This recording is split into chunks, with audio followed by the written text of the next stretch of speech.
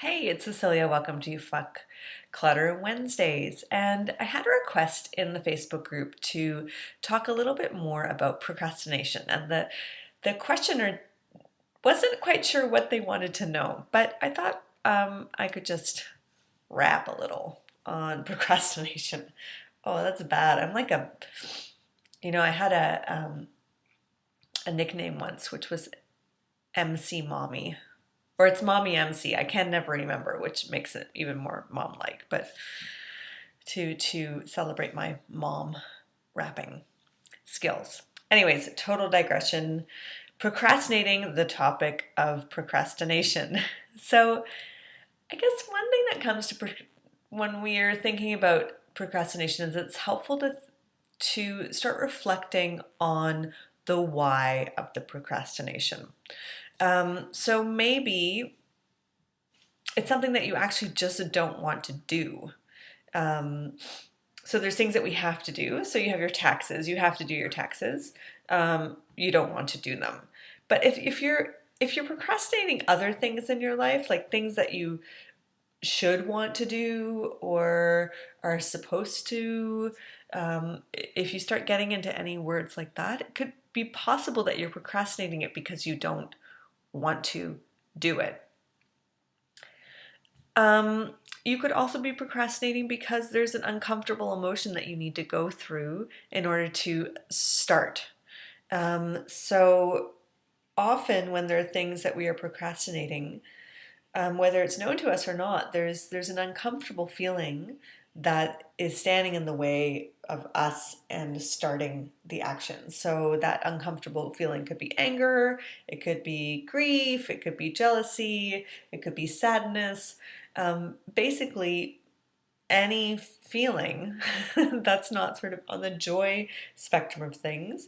But even then, sometimes we're procrastinating things because we know that if we step into them, that we will be giving up a certain smallness that we have in our life. And that stepping forward is saying, yes, I want to be big in this life and I want to be big in this world. And I'm not going to settle for small anymore. Fuck, terrifying. Um, Often we procrastinate because of fear of the unknown, fear of change, fear of transformation. But sometimes we're procrastinating because there's actually something that's going on. There's something going on mentally, emotionally, or there's something really big in our life that is taking up our bandwidth. So I'll use the example of when my father was in palliative care. It became very difficult to do things. And part of that was because I needed to move through a certain amount of grief to start moving. But also just because my system was very low from dealing with somebody dying for 2.5 years. It's very tiring. And so sometimes we're just tired or we have depression and we need help and we need support. So things that help with procrastination, definitely support helps, accountability helps. Having somebody to talk through to see if what your procrastination, like if your procrastination is valid or if it's time to get over it and time to start moving. Um, One thing that I know doesn't help with procrastination is shame. And it's often how we try to get ourselves to do things. We shame ourselves, we try to shame ourselves into changing. When it comes to our clutter, we point at the clutter and we say that means I'm bad. Like I'm a bad person because I have this pile. Or look at my procrastination, it's right there, that I'm bad. Like it's sort of something that's visual that we can point to outside of ourselves that somehow proves that there's something wrong with us, and that there's something to be ashamed of. And as I'm sure I've mentioned before, but I will mention again, we are not crazy people filling our houses full of stuff for no reason. There are usually very, very good reasons why we have clutter, very real benefits to our clutter. And it's helpful to investigate those and see what those are, to see what we're up against when we go to clear a clutter. So often it's a small part, it's a child part that is wanting to feel safe. So shame doesn't help us change.